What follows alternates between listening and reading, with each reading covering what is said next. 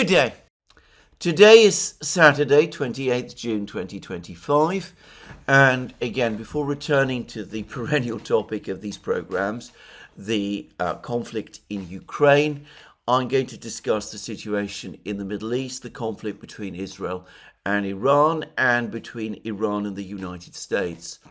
I'm going to do that because there's been some important developments, and in my opinion, they relate very closely to the two issues: whether Iran might decide to acquire nuclear weapons.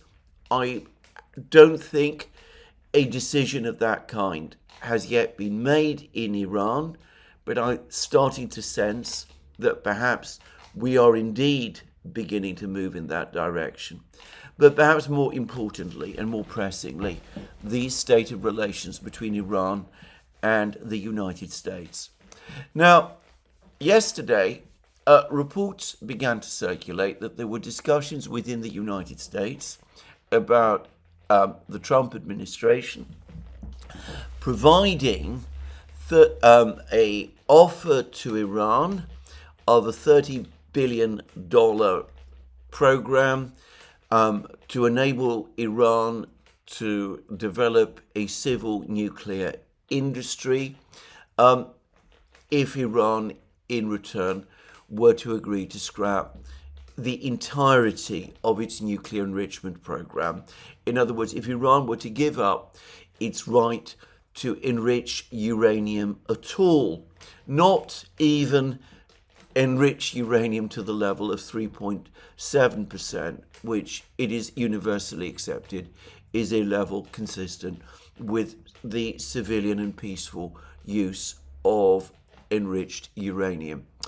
Well, I said in my program yesterday that that proposal, if it existed, was very, very similar to a proposal that the United States made to North Korea in the 1990s.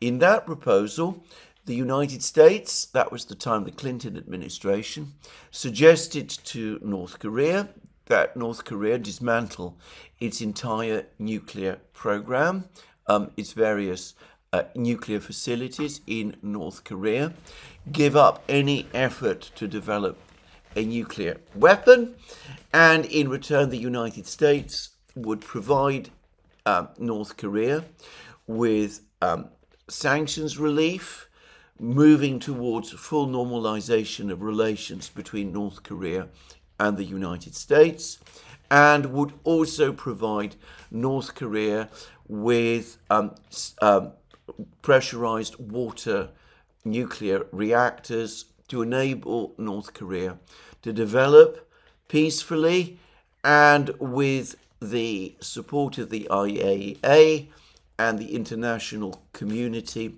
a civilian nuclear energy program.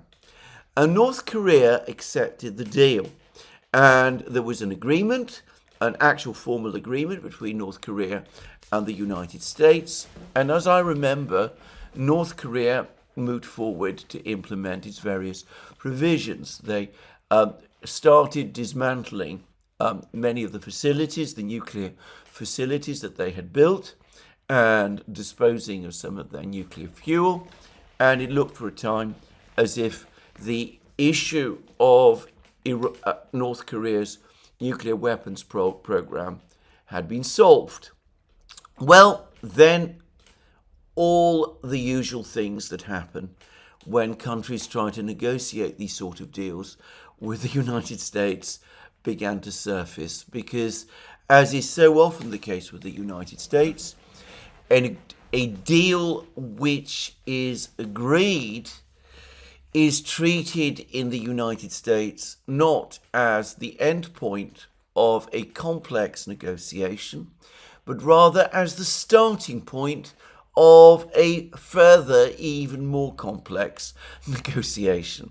You see that you've seen this with the JCPOA that took 13 years to negotiate between Iran, the United States, and various other countries, and appeared to have come to a conclusive decision about the status of Iran's nuclear enrichment program. and which was agreed between Iran and the United States and other countries back in 2015. And you can see that with the Minsk agreement, which was negotiated by the Russians with the Ukrainians and various Western countries, Germany and France, and which the United States and Britain publicly endorsed and voted for in the UN Security Council. And you see exactly the same thing with this deal that the United States negotiated with North Korea back in the 1990s. No sooner was the ink on this deal dry than the various critics of the deal in the United States started to mobilize. They said that it didn't go anywhere near far enough. They said that it made unacceptable concessions to the North Koreans.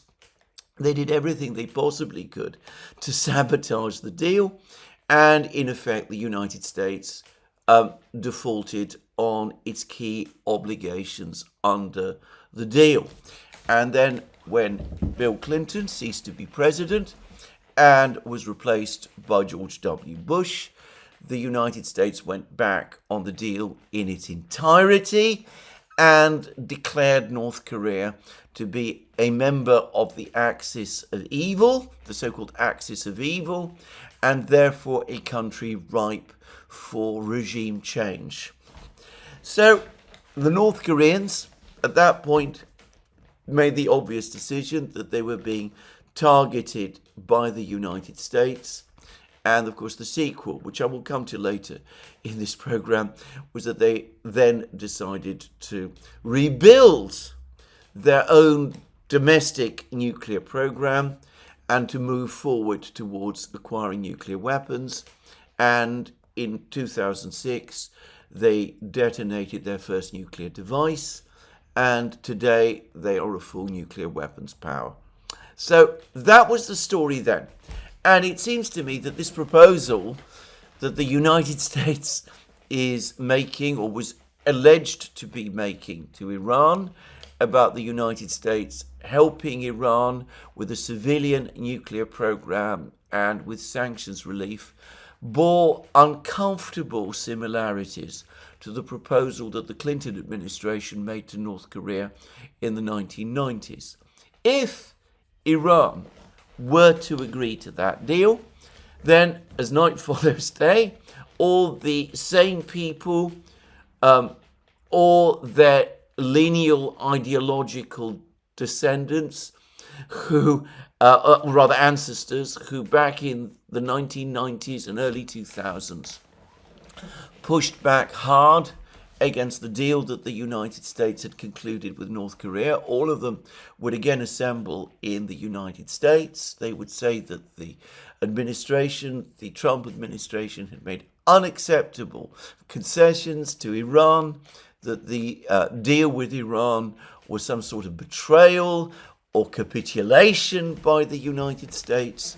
And even as Iran entered into presumably obligations to terminate in its entirety its nuclear enrichment program and maybe its entire civilian nuclear program, the deal that was done with the United States would unravel and the sanctions relief would never come, and the United States would fail to provide Iran with the assistance to develop its own civilian nuclear industry in the way that it had been promised. Well, my sense, I'm not 100% sure that that kind of deal was ever formally presented to the Iranians, but I'm going to suggest that probably something like it might have been, because over the last few hours we've had a whole succession of very interesting exchanges between the Iranians and the Americans, and they begin with certain comments made by the Iranian Foreign Minister, Abbas Araghchi. First of all, Donald Trump, in various comments that he made over the previous day, had suggested that a meeting between Iran and the United States, a resumption of the negotiations between Iran and the United States had been agreed, and that there would be a further meeting, perhaps in Oman next week. Arakshi has now said that Iran knows absolutely nothing about such a meeting, and it has not, in fact, agreed to such a meeting. He gave an interview late on Thursday night in which he said that Iran was safeguarding the rights of its people in the indirect nuclear talks with the United States before the Israeli aggression, and that the United States decided to employ another method afterwards, showed disappointment with the negotiations. And Arakshi then went on to say that the US military attacks on Iran were a betrayal of diplomacy. And he then went on to say this, and I'm taking this now from the Tasnim news agency, refuting US President Donald Trump's claim that nuclear talks with Iran will be held next week. The Iranian foreign minister said no agreement has been made on the restart of negotiations. There has not even been any talk of negotiations. The subject of negotiations is out of the question at present.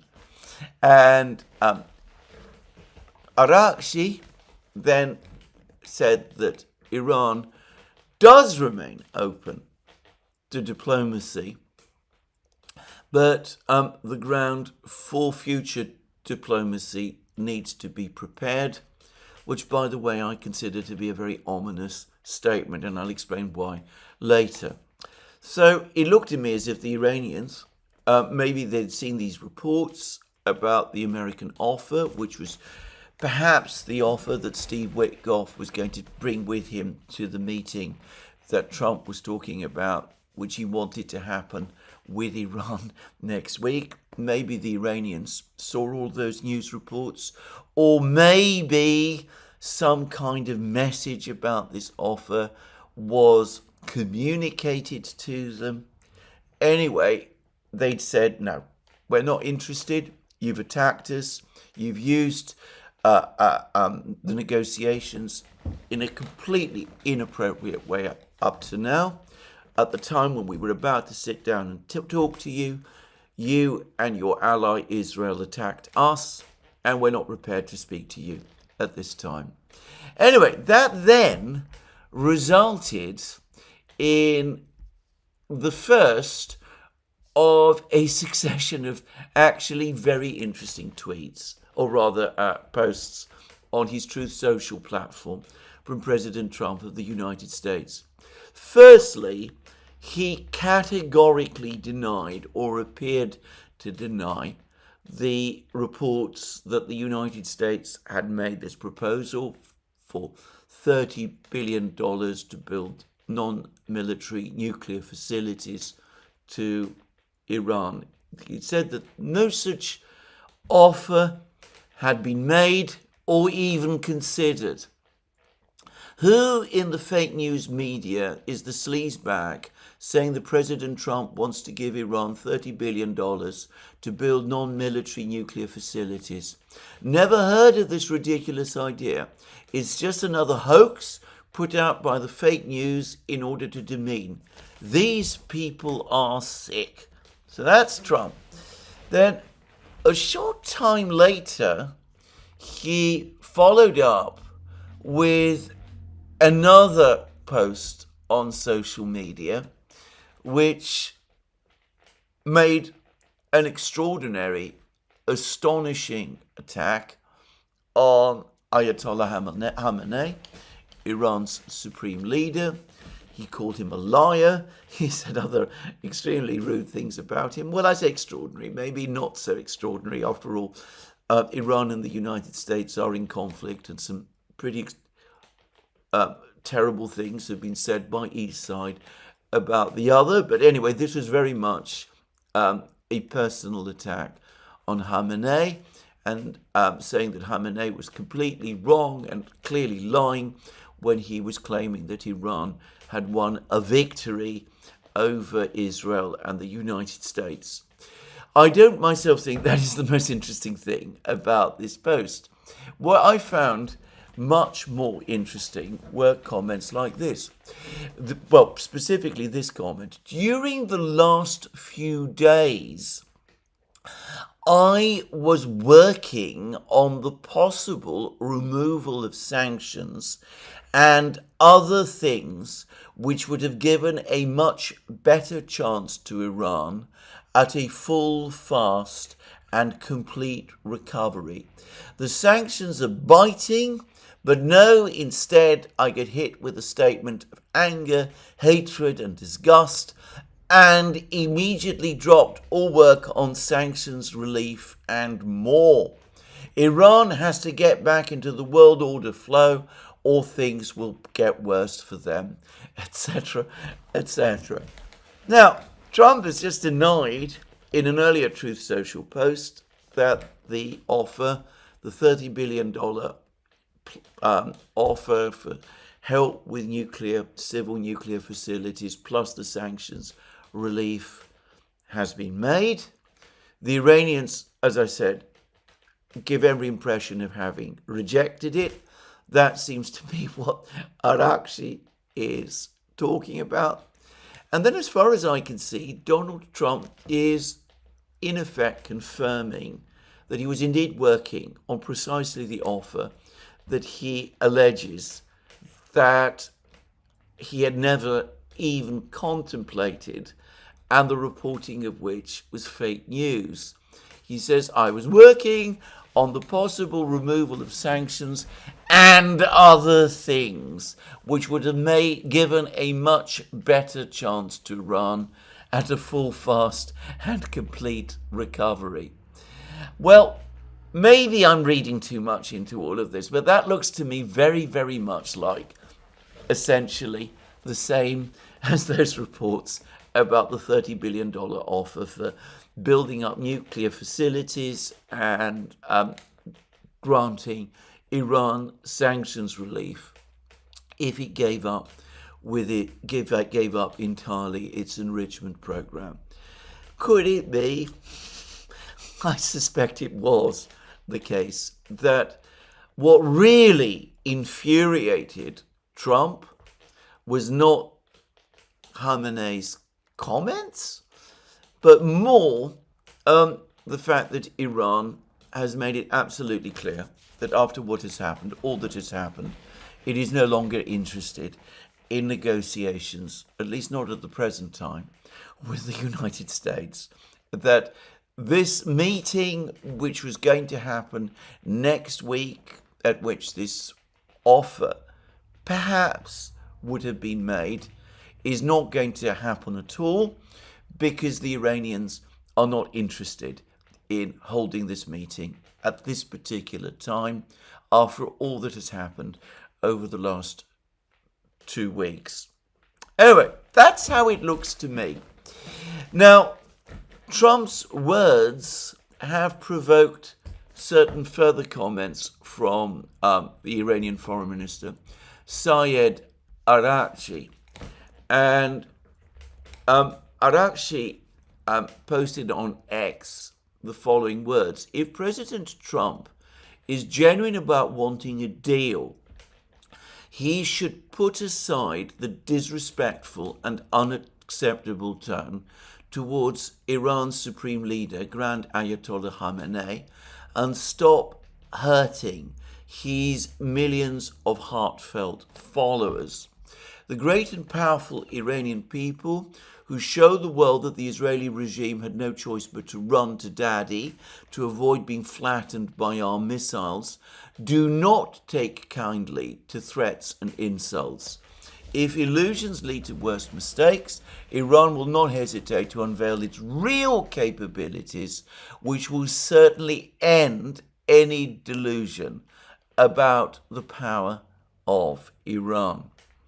Now, I think that there is here both advice and a warning the advice is that if you really do want to make a deal with your adversary and perhaps one day partner, then it is not a good idea to insult them in the way that Donald Trump has just insulted Ayatollah Khamenei. But consider the first, the further words that are actually used. If illusions lead to worse mistakes, Iran will not hesitate to unveil its real capabilities. And the words real capabilities, real, the first letter is capitalized, and C in the word capabilities is capitalized also. So those words are given additional emphasis. And it actually then goes on to say that these will certainly end, and the entire word end is capitalized, any delusion, and the first letter of the word delusion is capitalized, about the power, and the word power, the first letter of power is capitalized, of Iran. Now, again, maybe I'm reading more into this than is there, but that does look to me like a hint that Iran is now seriously considering going nuclear, and if there is any more attacks on Iran in future, that could tip the whole internal debate that is taking place in Iran towards that direction. Now, I know that there are many people who continue to insist that Iran will never go nuclear. I have previously made clear my own skepticism about this view. I think that people are placing too much reliance on Khamenei's fatwa, assuming that a fatwa is like some kind of papal decree under the infallibility doctrine, which cannot be challenged or set aside or reversed.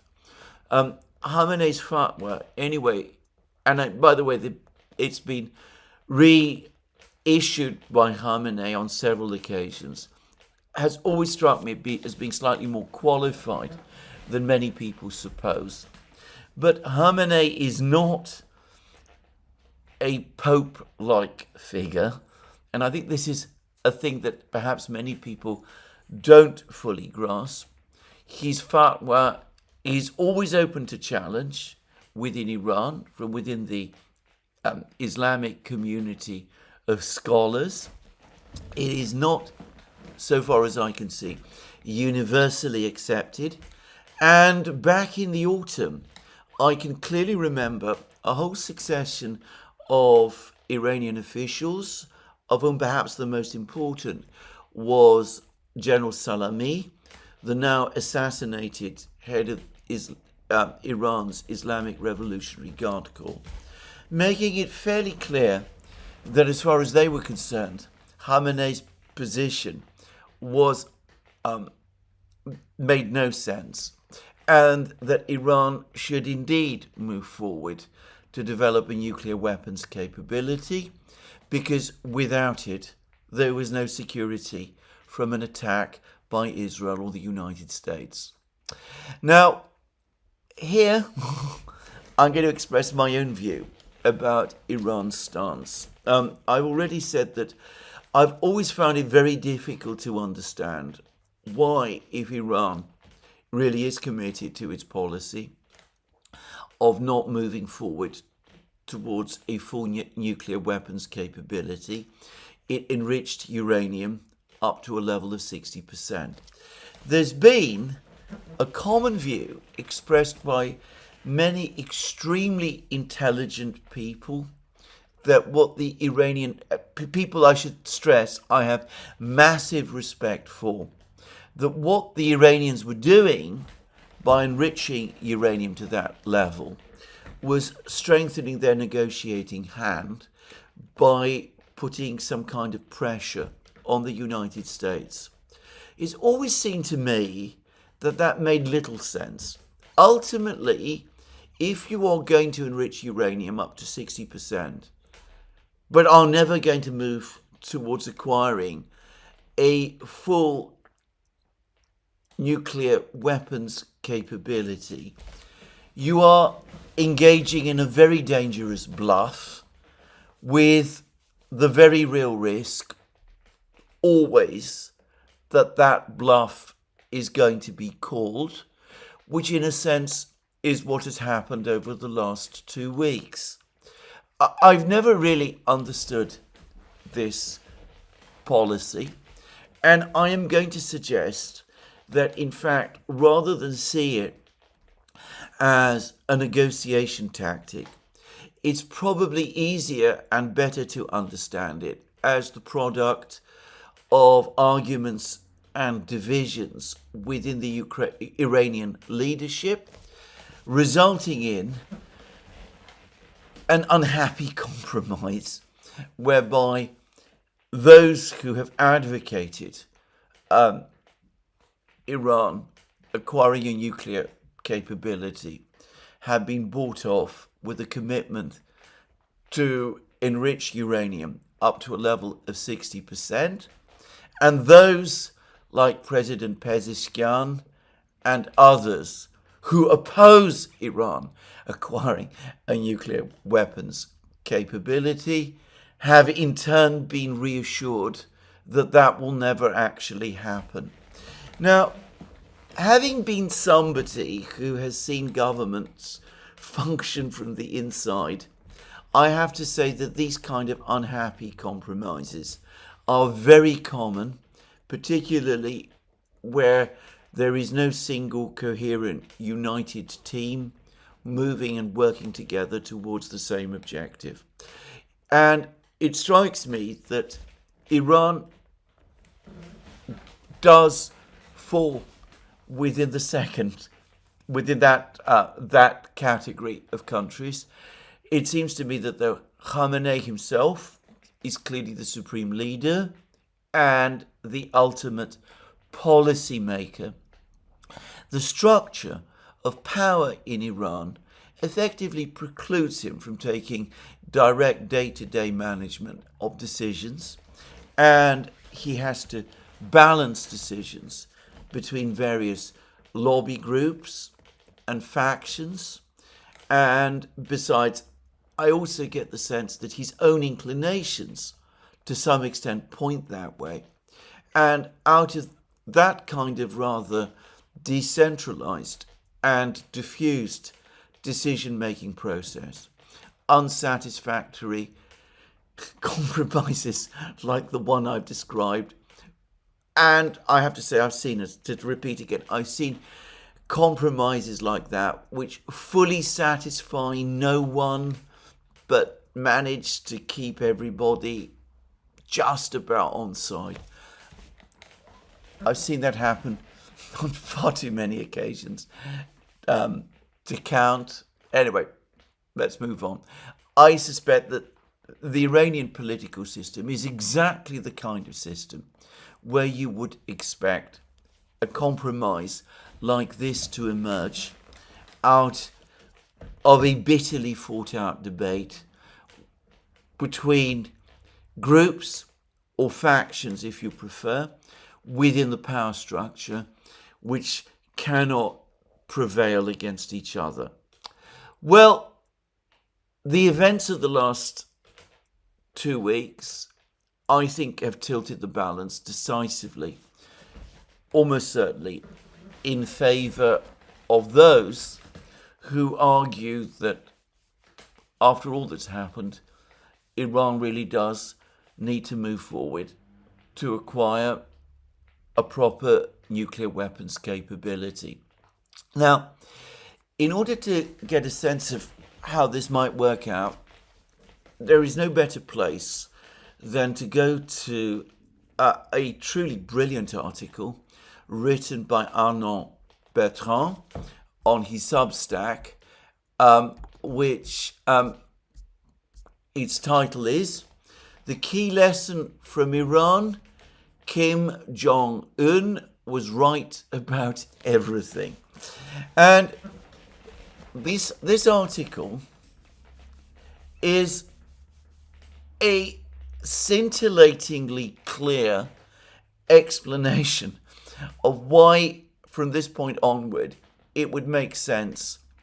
In fact, it would make compelling sense for Iran to decide to go nuclear.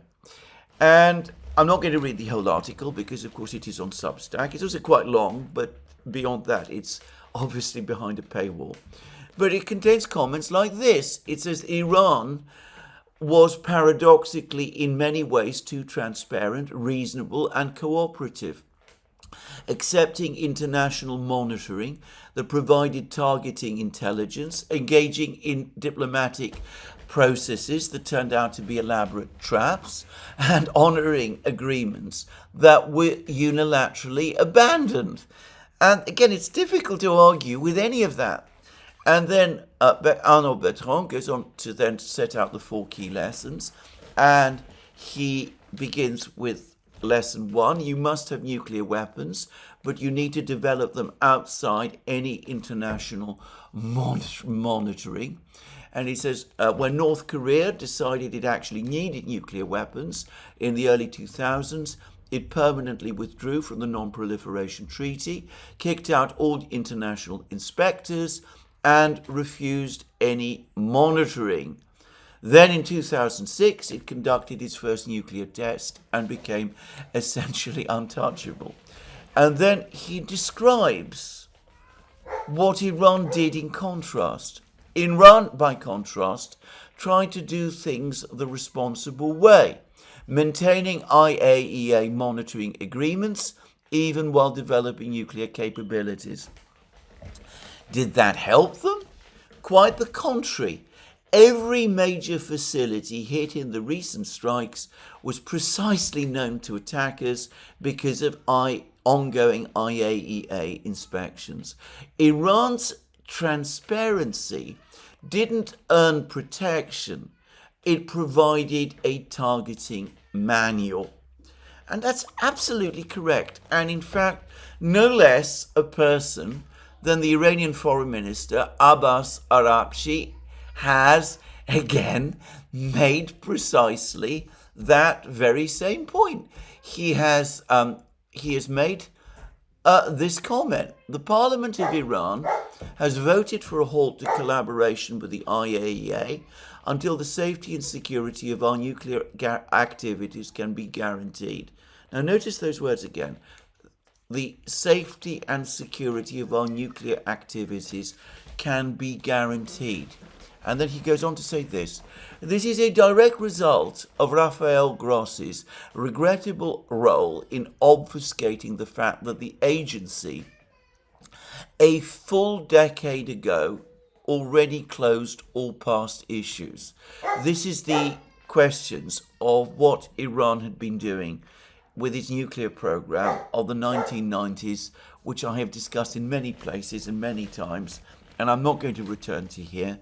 The fact being that Iran did have a nuclear program, which it did try to keep secret in the 1990s, but it owned up to it completely in the early 2000s, and previously the IAEA accepted that this was a historic program that had no relevance to the situation of today. And then Araghchi goes on to say, through this malign action, this is by bringing up the whole topic of what Iran was doing 20 years ago, resurrecting that now dead issue, through this malign action, Grossi directly facilitated the adoption of a politically motivated resolution against Iran by the IAEA Board of Governors, as well as the unlawful Israeli and US bombings of Iranian nuclear sites. He is absolutely right about this. The Russian government has said the same in forthright terms. And then Araghchi goes on to say, in an astounding betrayal of his duties, Rafael Grossi has additionally failed to explicitly condemn such blatant violations of IAEA safeguards and its statutes. And he means there, what he's referring to there, is the Israeli and American attacks on Iran's nuclear facilities, which were being inspected and monitored by the IAEA itself, and were covered by its safeguards and its statute, and which therefore should have been protected from an attack. And then Abbas Araghchi goes on to say, the IAEA and its Director General are fully responsible for this sordid state of affairs. Rafael Grossi's insistence on visiting the bomb sites under the pretext of safeguards is meaningless and possibly even malign in its intent. Iran reserves the right to take any steps in its defense of its interests, its people, and its sovereignty. Again, notice the word any steps in defense of its interests, people, and sovereignty. Anyway, let's just move on and go back now to what Arnaud Bertrand has said. He then makes the same point about Grossi's behavior that I have made on many programs, that Alex Christoforou has made in a absolutely excoriating program that he did about Grossi's behavior on his channel, and which Alex and I have also made on the Duran, and which of course have also been made by many people. This is what Arnaud Bertrand says. Worse still, the day before Israel strikes began, the IAEA found Iran non-compliant with its nuclear obligations for the first time in 20 years, essentially rewarding Iran for its decades-long collaboration with the agency by giving Israel diplomatic cover for the attack. The lesson is not only stark, not only did Israel and US behavior validate the crucial importance of developing nuclear weapons, but it also proved that maintaining any cooperation or transparency while developing them is suicidal. It just helps your enemy target you more effectively. And then Arnaud Bertrand says that diplomacy is worse than useless. He says that Iran got trapped into a diplomatic process, which is revealed to be a ruse, using fake negotiations to buy time for a joint US-Israeli attack, whilst justifying that attack as Iran's failure to accept purposefully unacceptable conditions. Now, I've already expressed my own view here, that I'm not sure that it was quite as Machiavellian as many people, including Arnaud Bertrand, think. But then again, it doesn't really matter, because it's not what someone like I think about this. It's about the effect on Iran.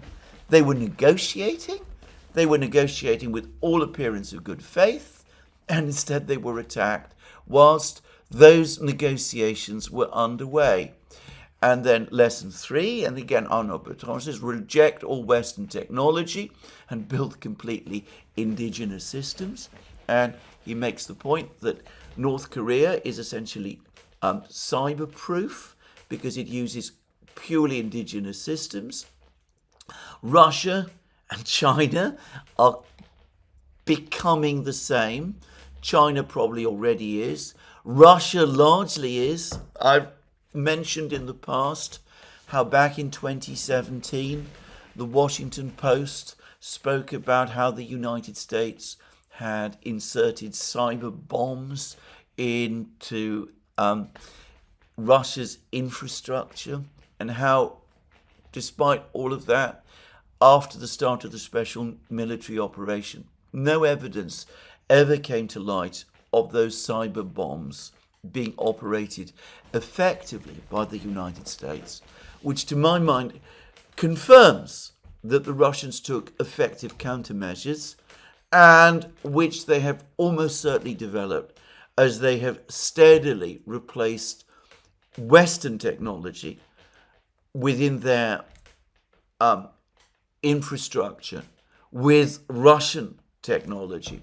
Anyway, Arnaud Bertrand makes the point that Iran didn't do this, so that the result was that the Iranians found that they not only had the Israelis and the Americans inside their systems, but able to conduct cyber attacks and make, by the way, totally unacceptable threats to Iranian generals via their cell phones, threatening those generals not just with personal assassination, but with actions against their families.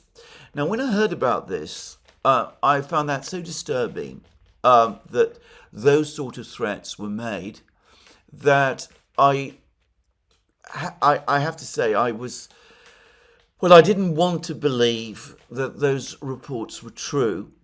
I wanted to believe that they might have been the kind of fake news that is now always circulating, but is so often circulating. But it seems that one of the conversations, the famous leaked conversation, the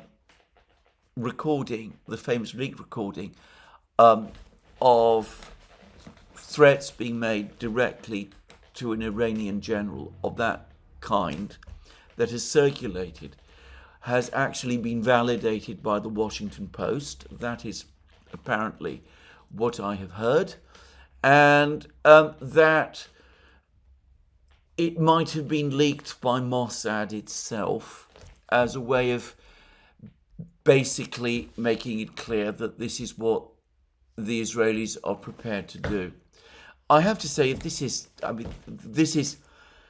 so disturbing, it is so terrible, that again, the extent to which this kind of behavior is not only tolerated by support, but also supported by Western governments, on top of everything else that Israel has been doing in the last 3 years in Gaza and elsewhere. I mean, it just, as I said, leaves me speechless. But anyway, I will move on. And then Arnaud Bertrand says that the Iranians and others need to understand that preemptive strikes and targeted assassinations of civilians are now legitimate. I have already spoken about this, and I'm not going to repeat this again. So, Arnaud Bertrand's conclusion is that the wisest course for Iran to follow is to follow the example of its friend and ally, North Korea, to develop independently its own nuclear weapons capability, to cease all further contacts with the IAEA, to engage in no diplomatic negotiations with the United States and its allies at all, and to cyberproof its infrastructure by moving wholesale away from Western technology, either developing its own, as North Korea apparently did, or perhaps importing that technology from countries like China and perhaps North Korea and Russia, which is not susceptible to the same kind of infiltration as the Western infrastructure that Iran has been using, as that infrastructure has been. So, in other words, an uncompromising attitude from Iran. Now let's just go back to Araghchi's various words. And first of all, consider His first words: Iran, it's too early for Iran to negotiate with the United States. Iran needs to prepare the ground for negotiations. Prepare the ground in what way? Perhaps by becoming a nuclear weapons power. He talks about Iran not hesitating to unveil its real capabilities, which will end any delusion about the power of Iran. Is that perhaps a hint that Iran is now seriously contemplating going nuclear?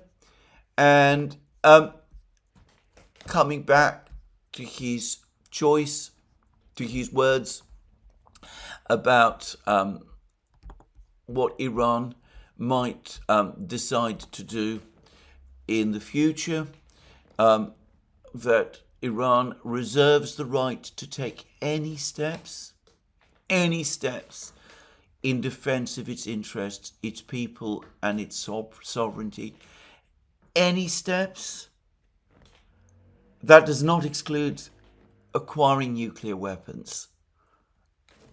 Presumably, if he wanted to say any steps, say the one step that Iran is endlessly accused of seeking, acquiring nuclear weapons, Arakshi could have said that. But note that he doesn't. He speaks about any steps in defense of its interests, its people, and its sovereignty. And he makes absolutely clear that the relationship between Iran and the IAEA is now dead. Now, I have expressed in my own programs, in many programs, my own view, my own belief that I would far rather that Iran did not acquire nuclear weapons. I worry that if Iran did acquire nuclear weapons, other countries would follow. I've mentioned Saudi Arabia. I've mentioned Turkey. An article, by the way, has appeared in Unheard, the British magazine, by, of all people, Fiona Hill, a person who I have no time for at all. But she also says that if Iran goes nuclear, Turkey might be one of the countries that would follow suit. Anyway, I don't want to see that. I absolutely do not want to see that happen at all. I also think that if Iran is interested or thinking of going nuclear, then, as I said, it will immensely heighten tensions in the Middle East. But anyway, to continue, I've said that Iran should instead work more closely with its Eurasian friends, with Russia and China, to build up its security systems, its defense systems. It should accept the Russian offer of a defense agreement and help with its air defense systems. It should accept whatever assistance China is willing to offer it.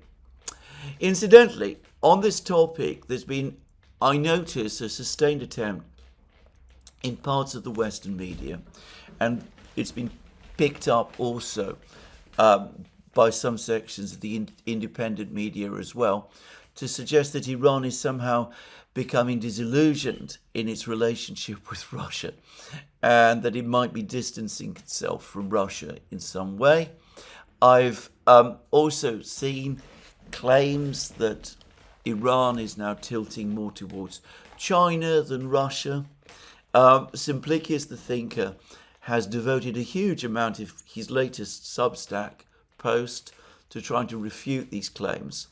I'm going to say straight away, unlike most commentators, I spent a great deal of time analysing, reading and following what the Iranian media are actually saying and what Iranian officials are actually saying.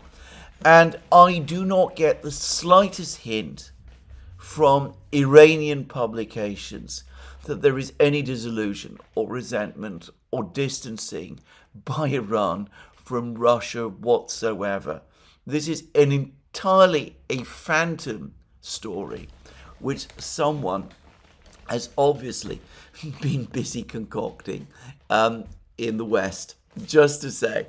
So anyway, the point is, I've made the point that, Iran's best interests, the best interests of the region, are to be found in Iran not seeking to acquire nuclear weapons, but instead moving forward with BRICS engagement, developing its position in the BRICS, accepting defense agreements with Russia, obtaining weapon systems from Russia and China, and doing all of those things. And I still think that. But I have to also say, even as I think that, and even as I advocate for it, I can't help but think that that argument in terms of the internal debate that may be happening in Iran is now being lost. All the points I have been making must seem very weak to some people in Iran in light of the attacks that have just been made against Iran over the last 2 weeks. Ultimately, what I am advocating is that Iran should look to other countries, China and Russia, for its own security. I can't help but think that within Iran, the more persuasive arguments are going to be made, or sound, the arguments that sound most persuasive are going to be those made by those within Iran who argue that Iran should ensure its own security by developing its own weapons, and that must mean nuclear weapons at this time. Notice Araghchi's repeated reference to Iran's sovereignty, its sovereign position. And that again makes me think that Iran is leaning towards pursuing an independent course, not placing excessive dependence on its presumed allies, but forging its own path. Well, I'm going to make a prediction that if it does happen, if the worst comes true, if at some point over the next few months or year, whenever, Iran does publicly go nuclear, it acquires a nuclear weapons capability, all of those people who have brought us to this point, in the United States, in Israel, in Europe, all of them who have obstructed and sabotaged every single attempt to achieve a workable solution of this crisis with Iran, are going to come out and say that they have been vindicated, that this was the Iranian objective all along. The facts, the history might say the diametric opposite, but that is the way in which these people behave, and that is what I expect. In fact, I don't expect, I am sure that they are going to do. I can already see the articles being written, that all the articles that will claim that all attempts to engage with Iran were dangerous and naive. They've simply emboldened Iran in some way to do the thing which it has done, and that the right and proper thing is not to engage in diplomacy with adversaries, but instead to attack them, and to attack them in the most forceful possible way imaginable in order to prevent them acquiring the capabilities that Iran will have acquired. Anyway, that's for the future. As to whether or not Iran has made that final decision, I still think that, as I said, this is still being discussed in Iran as I am speaking. I don't know. I think that Araghchi's words now are pointing towards Iran making that decision. But as to the response to it, of all of those that brought us to this point, to that point of crisis, if we ever reach it, as to that, I'm sorry to say, I have no doubt at all. The inability of those people to learn any lessons, to understand their own responsibility for the crises that they are creating is limitless, and the one thing I am confident about is that it will never change.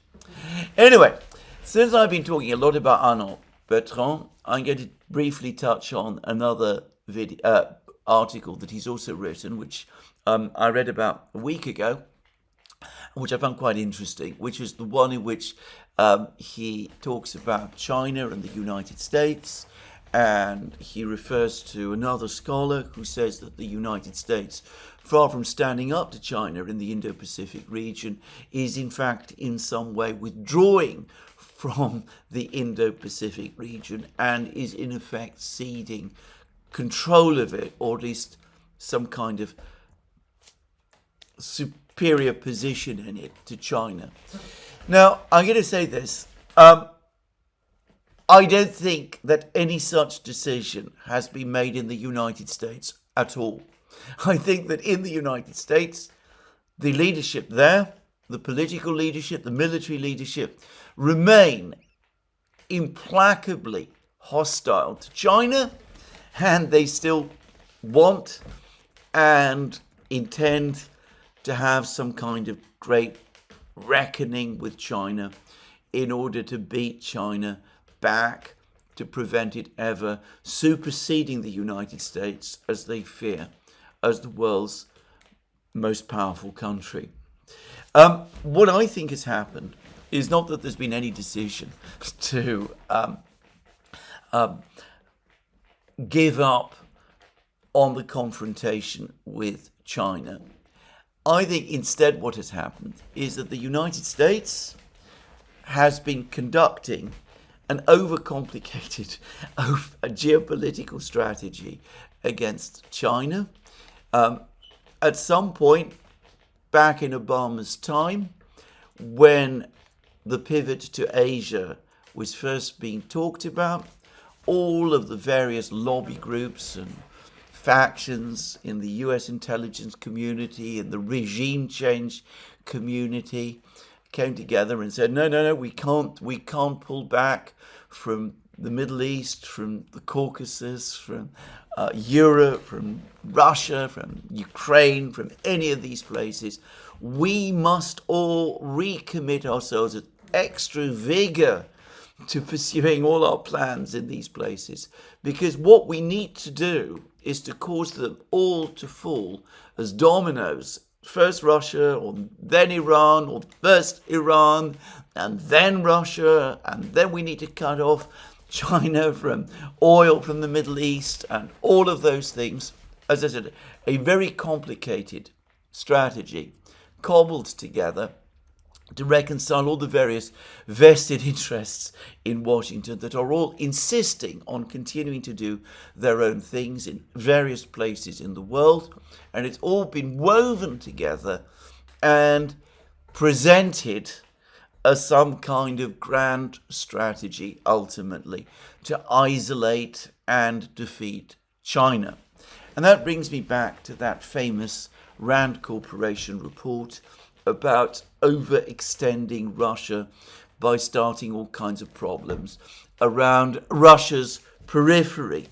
it seems to me that what has actually happened is that far from Russia becoming overextended, it is the United States that is becoming overextended in Europe, the Middle East, the Caucasus, Central Asia, Africa, wherever you like.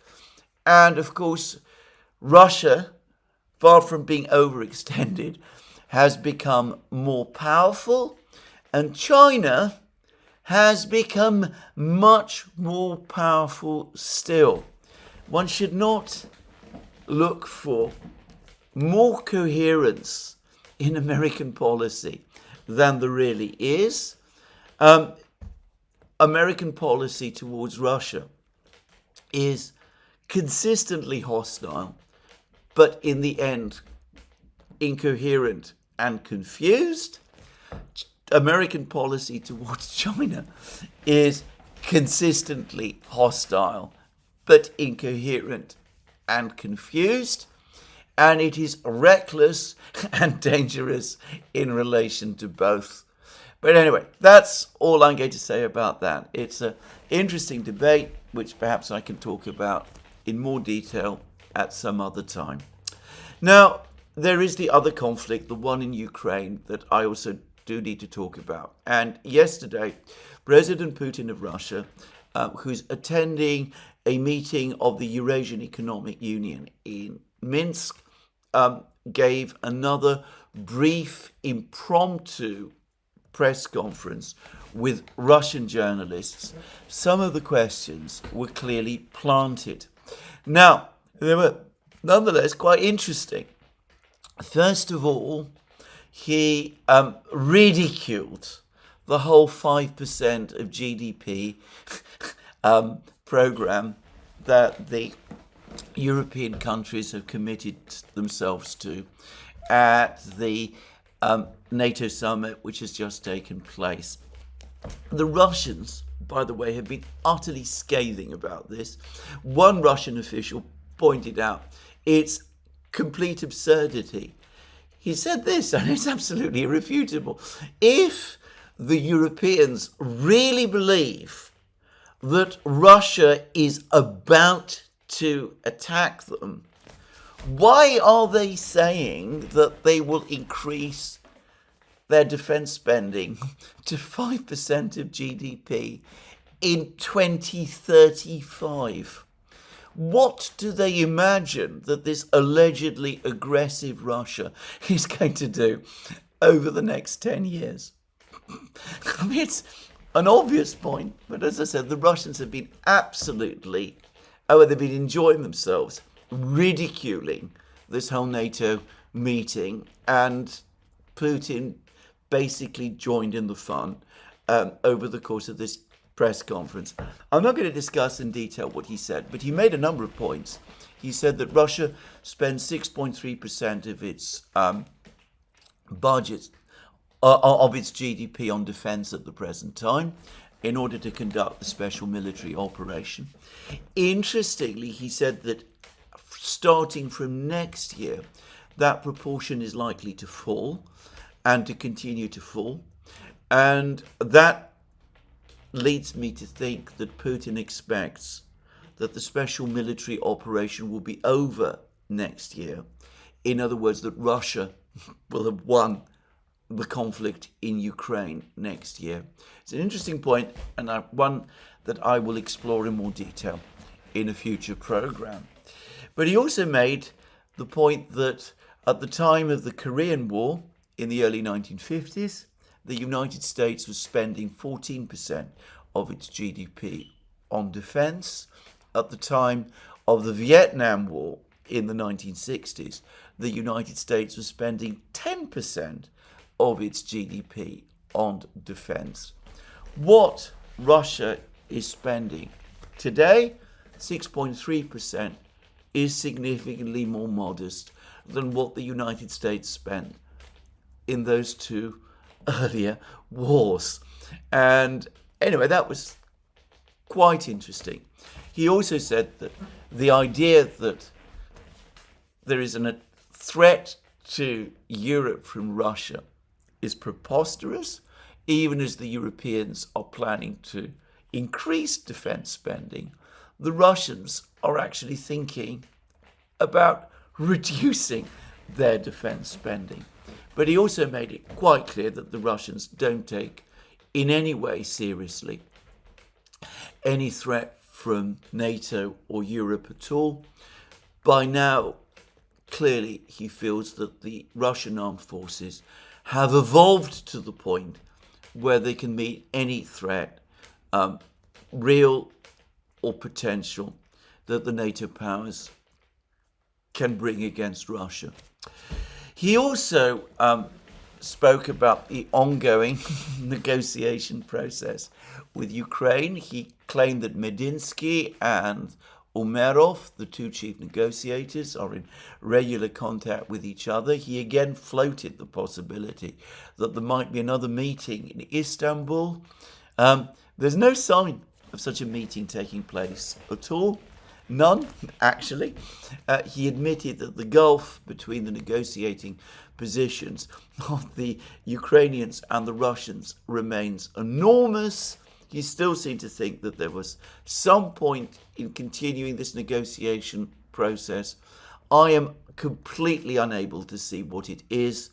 But anyway, that was what Putin said. Clearly the Russians have taken the view that it suits their interests to keep the appearance of a negotiation process going, even though my own view is that privately they have given up on it, as I discussed in recent programs. But it is what Putin said about Donald Trump that has attracted more attention. And I'm going to read his comments, which have appeared on the Kremlin. The Kremlin has provided a official translation and transcript.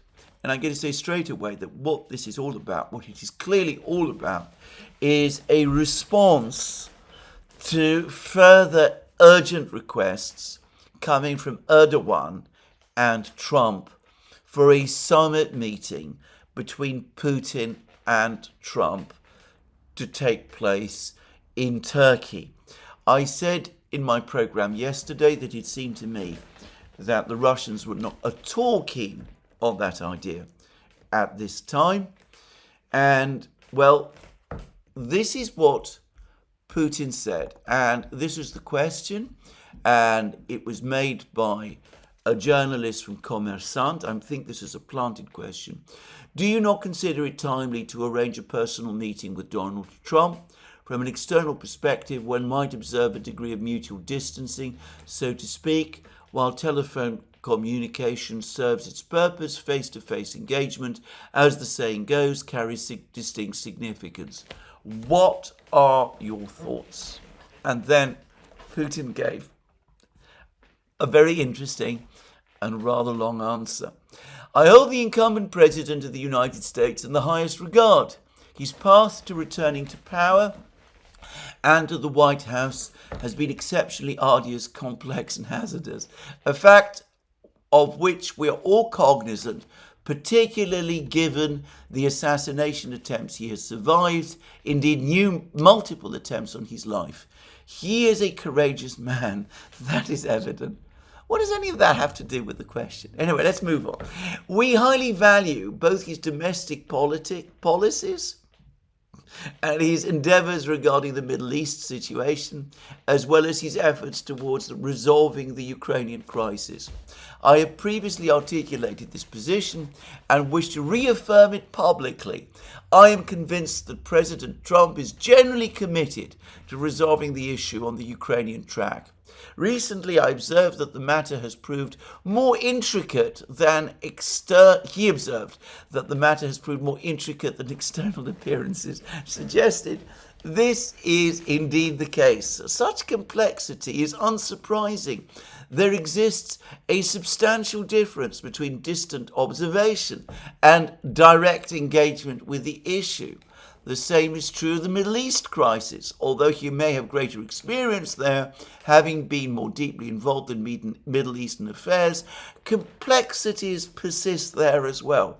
Real life is always more complex than any notion of it. I have consistently maintained openness to dialogue and meetings. I am aware President Trump has similarly referenced potential discussions. Like him, I contend such encounters require meticulous preparation and must yield tangible new milestones in cooperation. Overall, thanks to President Trump, Russian-American relations are demonstrating initial stabilization, at least to some extent. Not all issues in diplomatic relations have been resolved, but the first steps have been taken and we are moving forward. We have established operational contacts between respective agencies, notably between the Department of State and the Ministry of Foreign Affairs, alongside coordination between our security services, which is also very important. For example, counter-terrorism remains a priority for us in any circumstances, as do interactions along with certain other operational collaborations. We have good prospects for economic cooperation. We are aware that American businesses are demonstrating interest, showing intent, and sending signals about their desire to return to our market. We can only welcome this. However, all such developments require consistent preparation. That said, overall, such a meeting remains entirely possible and we would be pleased to arrange it. Thank you very much. All the best. Now, that is a polite no. That is Putin saying, no, this is not the moment for a summit meeting between myself and Donald Trump. If you go back to and go through what he said carefully, you will find that there is one sentence in this melange of words that he has poured out, which sets out his actual position. I contend such encounters require meticulous preparation and must yield tangible new milestones in cooperation. So, meticulous preparation, tangible new milestones in cooperation. At the moment, there doesn't seem to be as if that is the situation at all. So Putin has, in very polite, very friendly words, basically said no. It reminds me very much of what happened back on the 18th of March when Trump telephoned Putin and asked Putin to agree to a 30-day unconditional ceasefire. And Putin said, I absolutely am in favor of an unconditional ceasefire for 30 days.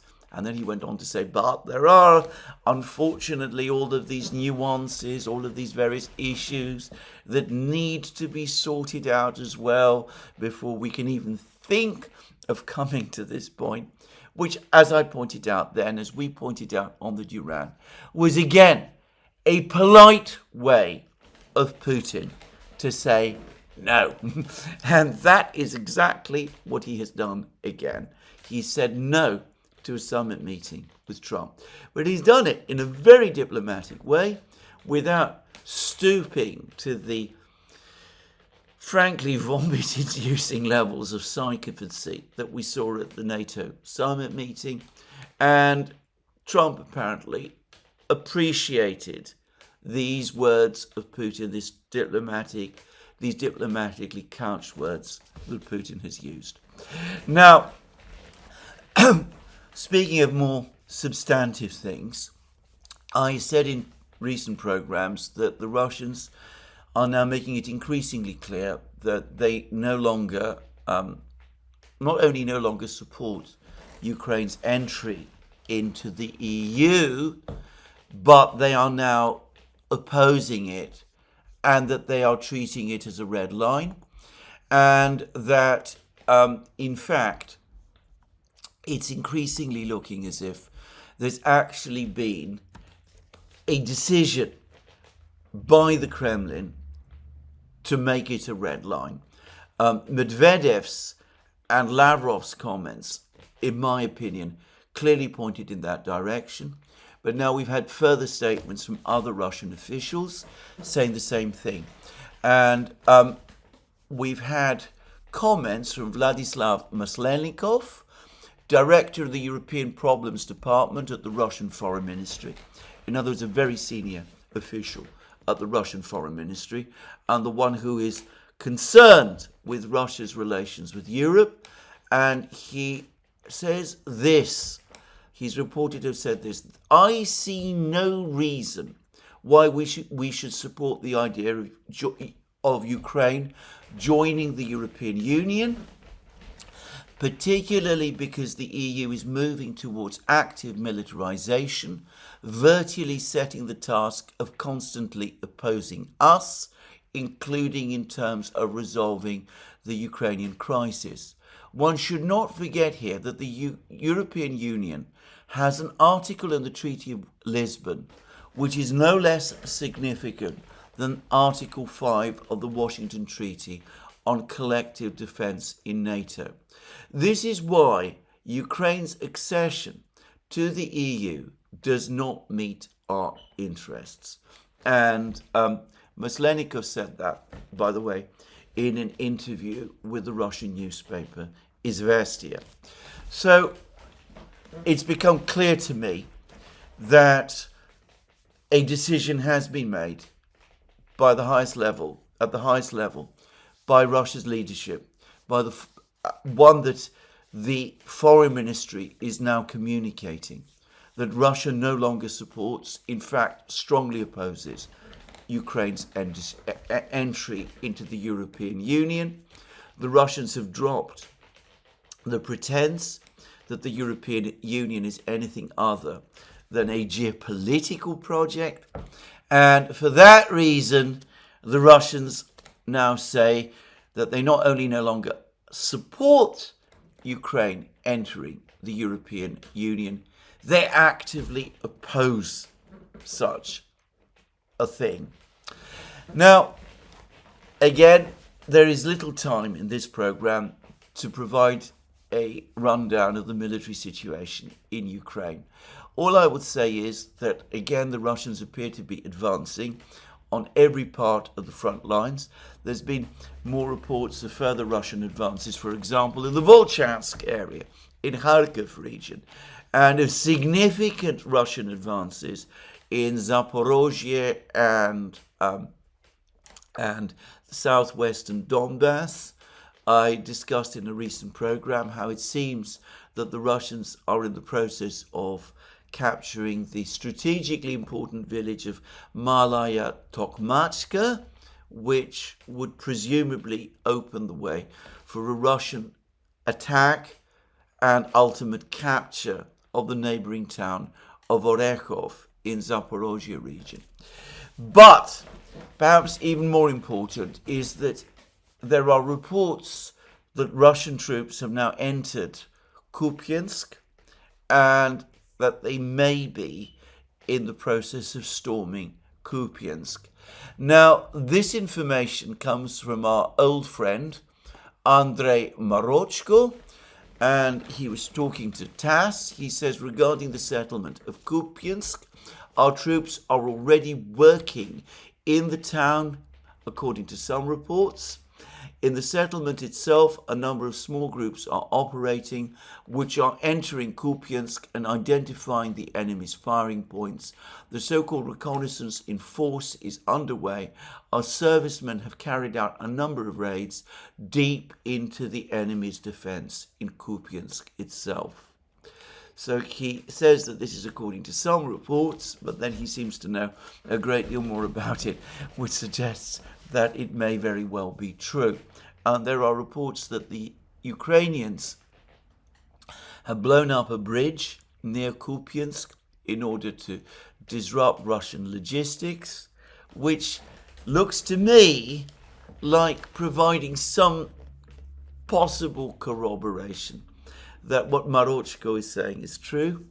and that there is indeed now a entry of Russian troops into Kupiansk, and that the Russians are now finally storming Kupiansk.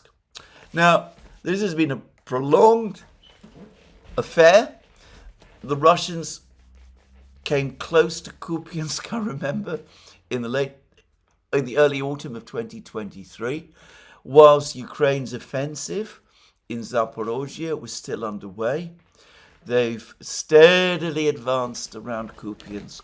They captured some months ago the village of Sinkovka, close to Kupiansk. They've cleared all the territory around Kupiansk, east of the Oskol River, though the Ukrainians still have some positions there. They then crossed the Oskol River. They've gradually widened their bridgehead. They've established more and more territory. Recently, reports began to appear that they'd captured certain villages and communities close to Kupiansk itself. But they made a very, very protracted thing of this. And up to now, they've not conducted what looks like an organised assault. I suspect, again, that their priority has been to attract Ukrainian troops to Kupiansk, to try to get them to defend Kupiansk itself and to burn through Ukrainian reserves assigned to defend Kupiansk. The Russian objective always being the destruction of Ukraine's armies rather than the capture of towns and cities, something that Alex and I discussed in a program we did on the Tehran shortly after the special military operation began.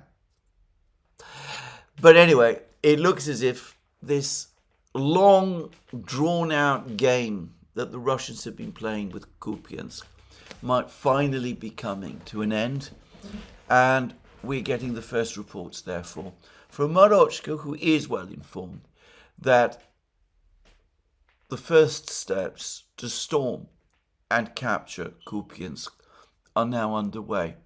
Kupiansk is not a big place. It's not as defendable as, say, Chasiv Yar has been.